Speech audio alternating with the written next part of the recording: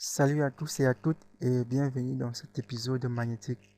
Dans la précédente vidéo, nous avons vu les différentes étapes essentielles à l'élaboration d'un modèle géologique.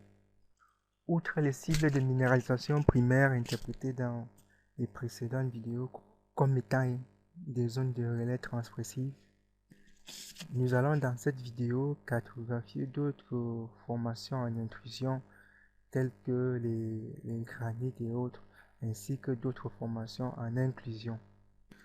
Nous allons donc dans cette vidéo associer la distribution des points d'observation à l'analyse et à l'interprétation des anomalies géophysiques afin d'élaborer le modèle de corps en intrusion ou encore en inclusion associé à notre zone d'étude. Le modèle géophysique de départ utilisé pour cette cartographie est la grille résiduelle du champ magnétique réduite à l'équateur, élaborée dans les précédentes vidéos, notamment grâce à une séparation par la méthode gaussienne. À partir donc de cette grille résiduelle, une grille du signal analytique associée a été calculée.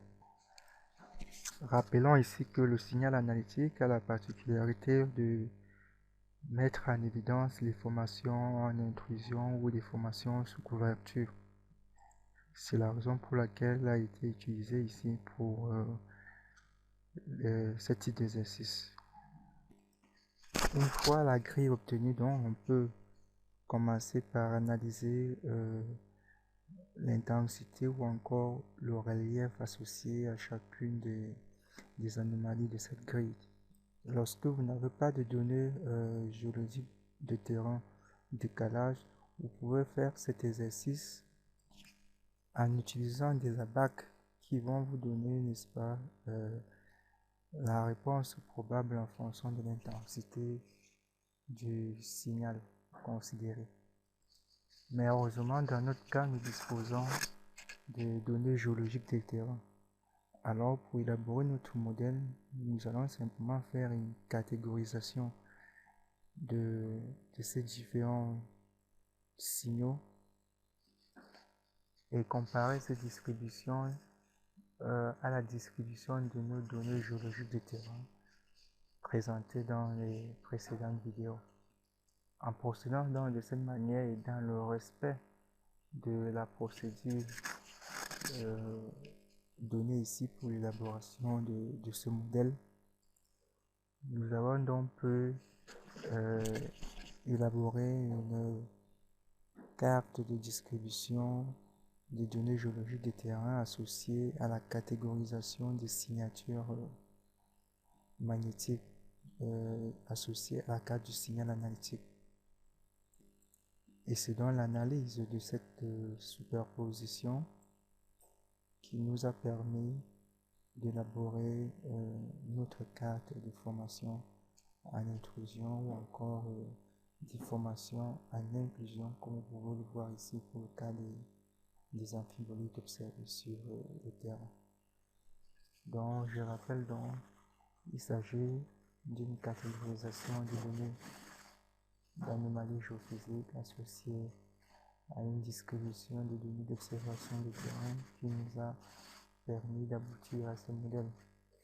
Et comme je le disais plus tôt, si vous ne disposez pas de données géologiques de terrain, vous pouvez, à la place des données géologiques de terrain, utiliser des abacs existantes sur l'analyse des signatures magnétiques.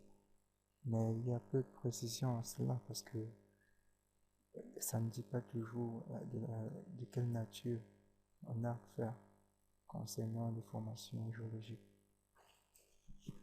Donc vous pouvez toujours utiliser cette approche quand il s'agira de développer des modèles de formation sous couverture ou en intrusion. C'est donc tout pour cette vidéo et dans la prochaine vidéo, nous allons voir comment cartographier les différents socles de la zone d'étude. Sur ce, j'espère que la vidéo vous a plu et je vous dis à très bientôt dans une nouvelle vidéo. C'est la fin de cette vidéo.